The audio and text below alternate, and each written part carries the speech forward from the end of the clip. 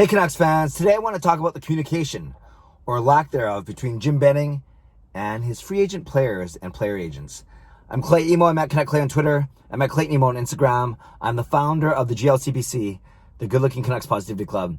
This is my Canucks take, all in one take. It's Clay's Canucks commentary for Friday, October the 30th. This is where you get Canucks insight that's positive and timely. I hope you are doing well.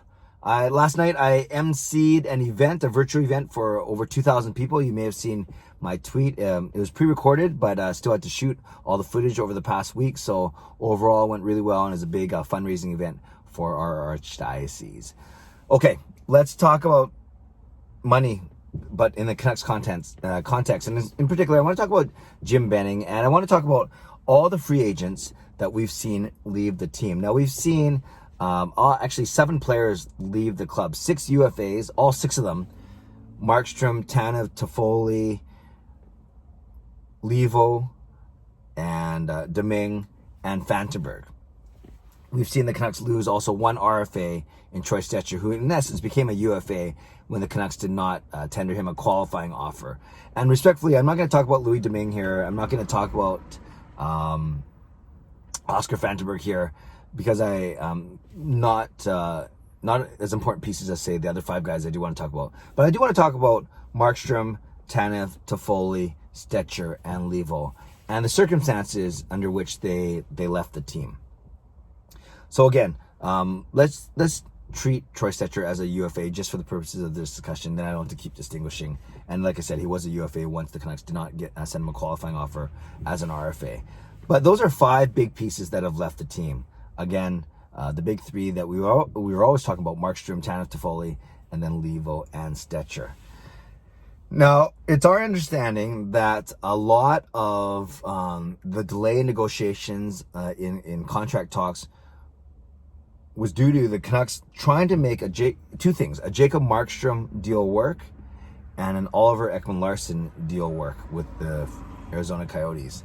We've also learned over the last couple of days that Ekman-Larsson never really wanted to leave Arizona. That was a club call, not a player call. But Ekman-Larsson did give 2 teams, to Vancouver and Boston, as possibilities, simply to help the Arizona management out, saying, if you are going to move me, if you decide to do this, here are 2 teams that I wouldn't mind going to. But he's basically come out and said that certainly wasn't his preference. So what's challenging, or what's interesting to me, is a lot of people would contend that the delay in the Canucks trying to figure those 2 situations out, the Markstrom situation and the Ekman-Larsson situation, that really put a grinding halt, put a stop to a lot of their other negotiations, especially with guys who I'm going to talk about, Tanev, Toffoli, Stecher, and Leivo. And let's look at them really quickly, one by one. The Ekman-Larsson one, I do believe the Canucks were in it until the final hour of that Friday of October 9, when free agency opening, I don't know how close they were. It sounds like what they're offering wasn't close to what Arizona wanted. So let's take that at face value. Then for Jacob Markstrom, to me, this one, now these are starting to get a little more tricky, because obviously a no movement clause was very important to Markstrom and his camp. But if the Canucks were adamant about not granting a no movement clause, giving Demko and giving the Seattle expansion draft, then I'm not sure why it took all the way until Friday to finally make that decision to walk away, and Markstrom making that decision to test the free agent market. And we saw how quickly he was scooped up by the Calgary Flames.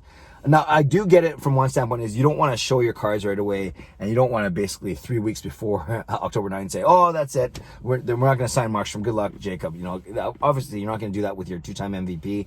The Canucks probably held out hope that they could get a deal done. Maybe Markstrom held out hope that they could get a deal done, but it never sounds like they're really, really close. And then it's also a bargaining thing, right?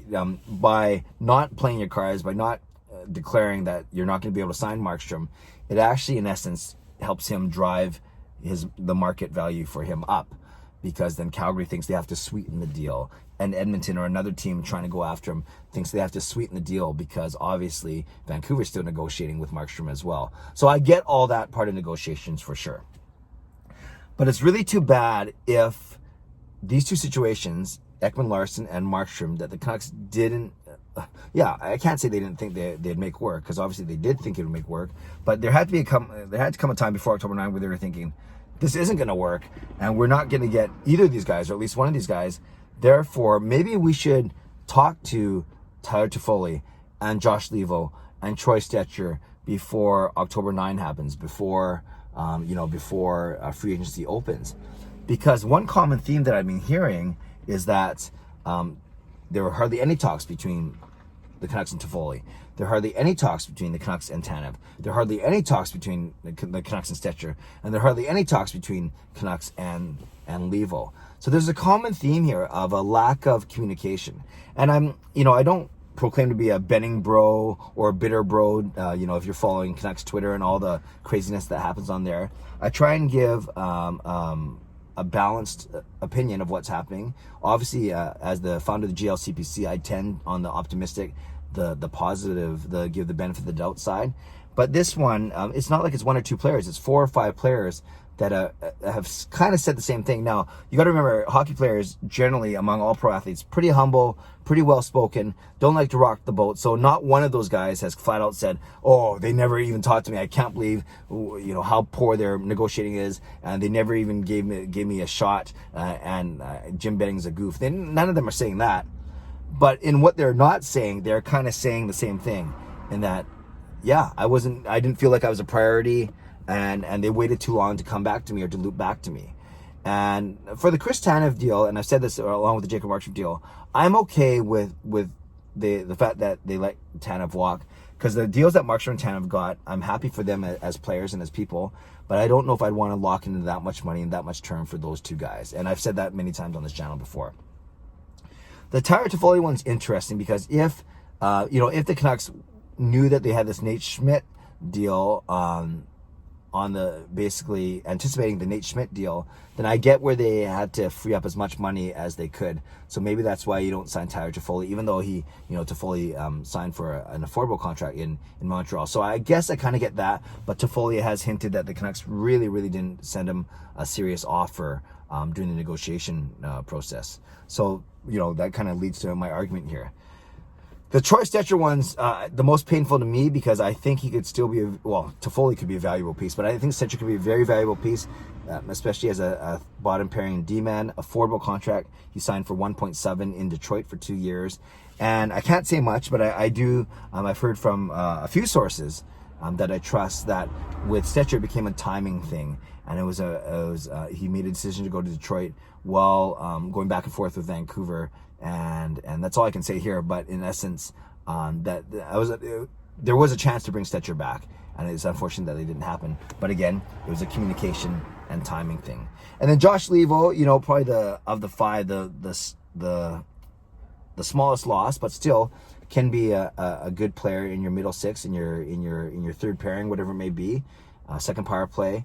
And it sounds like that the Canucks didn't, despite being patient with him and really working hard with him to get him back to full health after his broken kneecap, which is a good story to hear, that the Canucks didn't really show enough interest in re-signing him, in bringing him back. Whereas, as Leivo has mentioned in interviews, that Calgary showed a lot of interest, flew him out there to examine his knee, to get a medical opinion, and have been interested in him in a few years, even before he got to Vancouver from the trade from Toronto. I'm not sure how he knows that, but apparently he knows that. But I guess all to say, it kind of paints this picture. Now, let's end this off by talking about Jim Benning's communication skills. When he's in the media, he's kind of like, I kind of call him like the affable, the likable uncle who'll tell stories around the kitchen table kind of thing at a family dinner. And that he's very honest.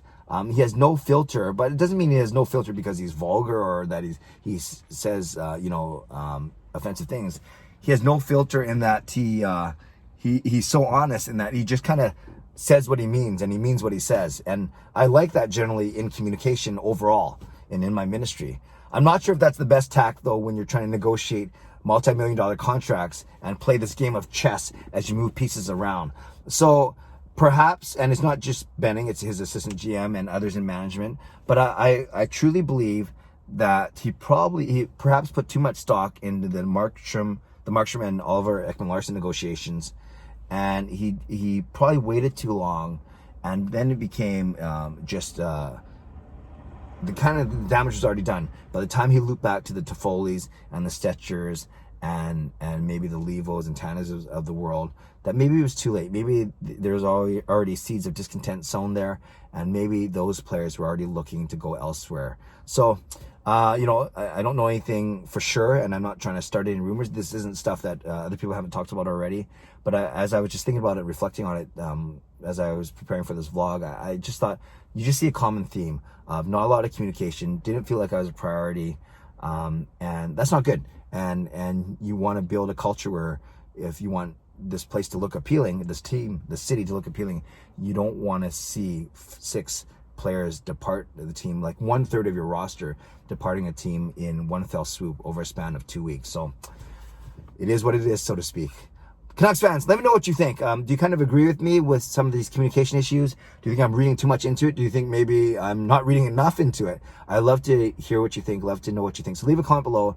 I love to read, react, and reply as always. Subscribe if you like to. Like this video if you like to. Stay safe, stay healthy. Take care of yourselves and take care of each other. God bless, and go Canucks go.